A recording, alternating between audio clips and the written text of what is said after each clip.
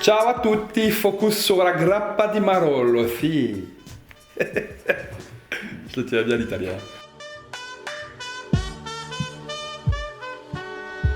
Avant de parler de la maison Marollo qui sera au cœur des discussions aujourd'hui et de déguster ce délicieux breuvage, on va parler un petit peu de la grappa. Qu'est-ce que la grappa? Alors la grappa, c'est produit en Italie, c'est une appellation qui est produite à partir donc, de la fermentation et de la distillation du marc de raisin. Alors le marc de raisin, c'est quoi? C'est tous les éléments solides du raisin en fait qui sont fermentés et distillés. Contrairement donc au cognac ou de l'armagnac, c'est du jus de raisin distillé, la grappa ou les marcs en France, c'est les cousins en fait, sont issus donc des éléments solides qui vont donc du pépin à la peau du raisin. Donc ce sont souvent des alcools qui ont un peu plus de matière, un peu plus de caractère, un peu plus sec aussi souvent, et on a vraiment ce goût voilà, un peu de tanin, comme ça plus prononcé que dans un cognac.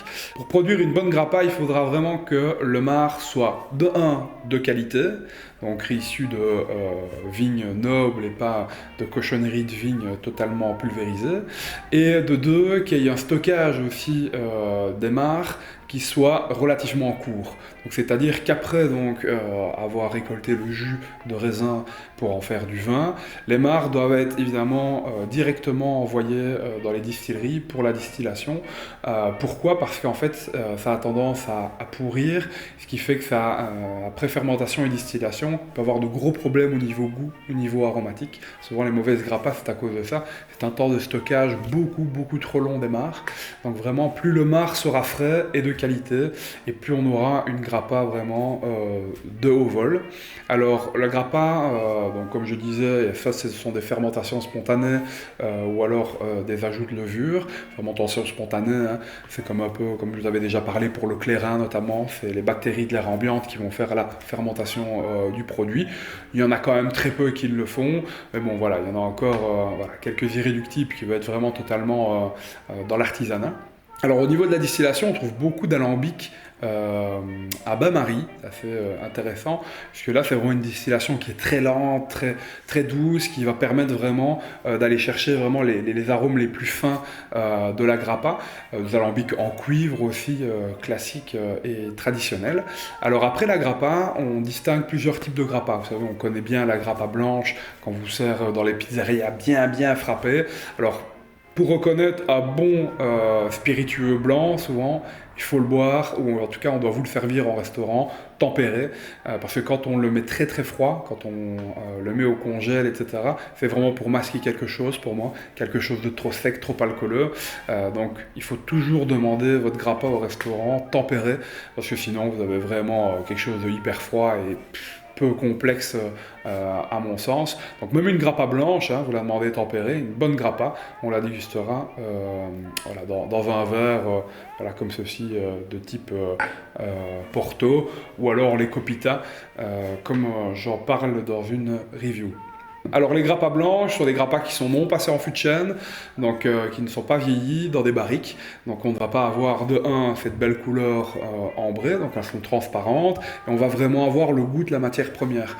Donc là on va vraiment reconnaître et goûter le savoir-faire du distillateur. Les alcools blancs, moi j'adore, que ce soit les mezcals, les eaux de vie de fruits, certaines vodkas aussi. On reconnaît vraiment le travail du distillateur sur ces alcools-là, puisque si le produit est bon comme ça sans vieillissement, il ne peut être que merveilleux avec un petit passage en barrique. Donc les blanches, comme je disais, pas de fût de chêne.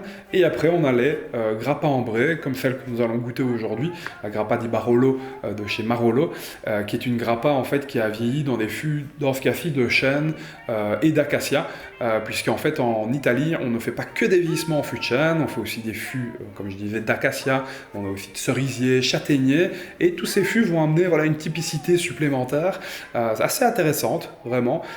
Les Italiens ne s'arrêtent pas du tout au chêne comme peuvent faire les Écossais pour le whisky, qui eux sont vraiment sur le chêne, de tout type de chêne, mais vraiment uniquement la famille du chêne.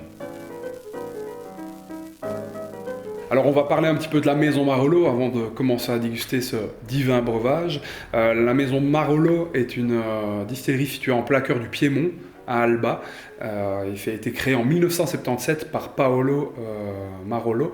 Alors c'est intéressant parce que lui, il a voulu un peu casser les codes de la grappa classique, traditionnelle, très robuste, très grappe, très asséchante, un peu sur le tanin. Lui, il voulait vraiment arriver à quelque chose de fin, délicat, mais tout en ayant quand même la puissance et le goût de la matière première. Donc c'est intéressant, sa gamme a vraiment fait tir de la blanche très fruitée à des vieilles Barolo vieillies pendant plus de 30 ans en barrique, où là on a vraiment un bois et un raisin qui se mélangent, qui est vraiment terrible, avec un équilibre vraiment parfait.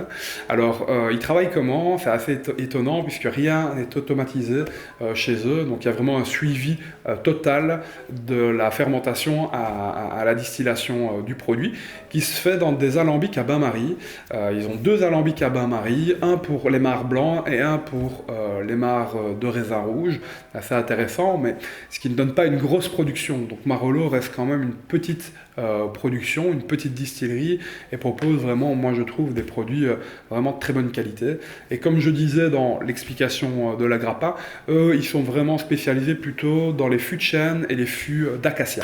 Bon, ce fût d'acacia qui va amener un bois assez fin, assez délicat, sur des notes très marquées sur les fruits secs. C'est vraiment très intéressant et je vous invite vraiment à découvrir cette très très belle distillerie authentique italienne et moderne aussi par les assemblages et par le choix du bois et de la qualité aussi des mares utilisées, puisqu'il ne sélectionne vraiment que des mares de haut niveau. On va le voir tout de suite avec cette grappa di Barolo, qui est donc issue des mares de Barolo, qui reste quand même le roi des vins dans le Piémont.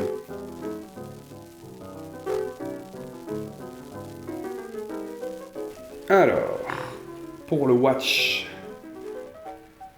directement, ça colle bien au verre. On voit que le boisé, pendant les 12 ans, a fait son travail. On a vraiment ce côté bien accrocheur, un anneau assez épais, assez gras, avec de jolies larmes qui descendent. C'est sympa, on peut s'attendre à quelque chose d'assez rond, assez liquoreux. À mon avis, déjeuner, alors quelque chose de peu alcooleux. À savoir qu'ici, la Marolo 12 ans est donc une grappa qui a vieilli 12 ans en barrique de chêne et de barrique d'acacia, mais de petit format. Donc, ce qui fait que le boisé va quand même être présent et se mêler vraiment aux arômes du mar distillé.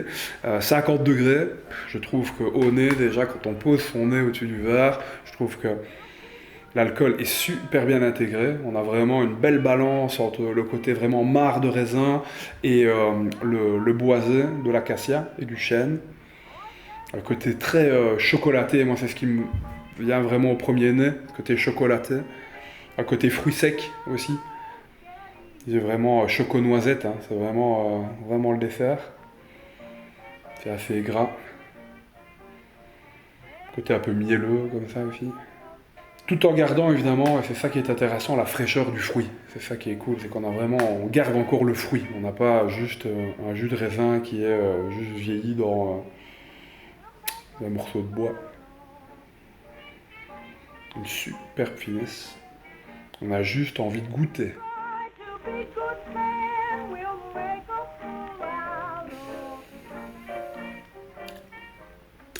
Autant on n'a pas l'affluence des 50 degrés, en bouche, on sent que ça attaque un peu plus.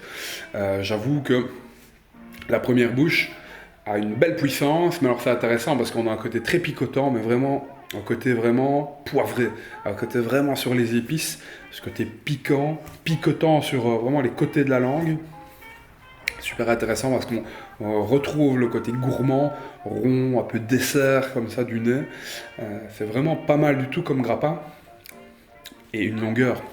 C'est ça qui est intéressant, c'est qu'on a vraiment une finesse, une longueur. C'est puissant, c'est vrai que c'est très puissant, mais ça ne fait que monter. La deuxième bouche est déjà différente, forcément l'alcool a posé les bases.